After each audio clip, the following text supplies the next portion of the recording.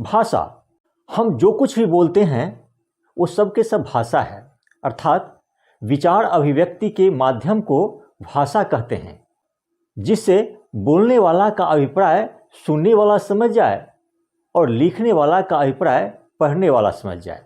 ये भाषा 3 प्रकार की होती है। पहली भाषा है मौखिक भाषा। मौखिक मुख से बना है, अर्थात वो भाषा जो हम मुख से बोलकर व्यक्त करते हैं।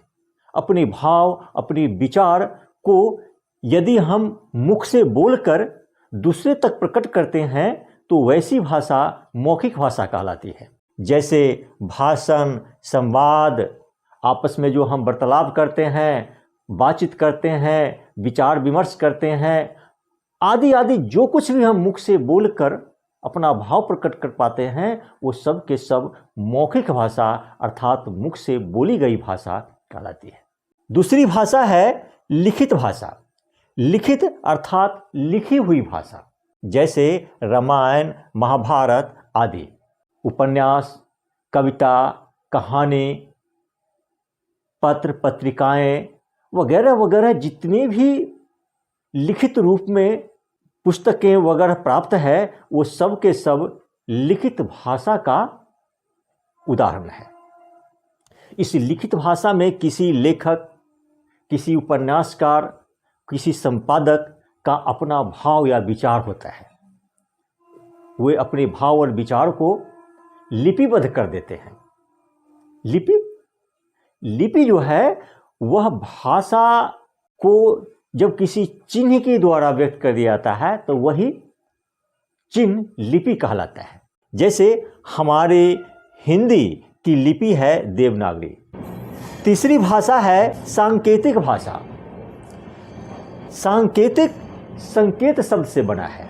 संकेत का मतलब है इशारा।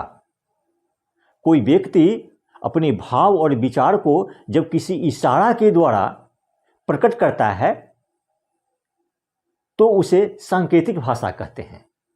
जैसे मूक यानी गूंगा जो बोल नहीं सकता, बधिर जो कान से बहरे हैं, जो सुन नहीं सकते, वैसे व्यक्तियों के लिए सांकेतिक भाषा का ही प्रयोग किया जाता है।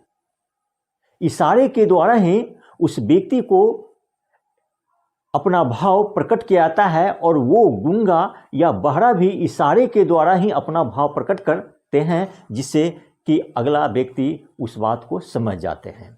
जैसे मूकों या बधिरों को इशारे द्वारा समझाया जाना। लड़ाई के मैदान में जवानों द्वारा प्रयोग किए जाने वाले फील्ड सिग्नल आदि। लड़ाई के मैदान में जवान लोग फील्ड सिग्नल का प्रयोग करते हैं। वह भी एक सांकेतिक भाषा का उदाहरण है। उसमें एक जवान जो कमांडर होते हैं वो संकेत के द्वारा ही कुछ इशारे व्यक्त करते हैं, जिस इशारे को अन्य जवान समझ जाते हैं कि हमें कौन सी कार्रवाई करनी है और क्या करना है, और वो ऐसा कर लेते हैं।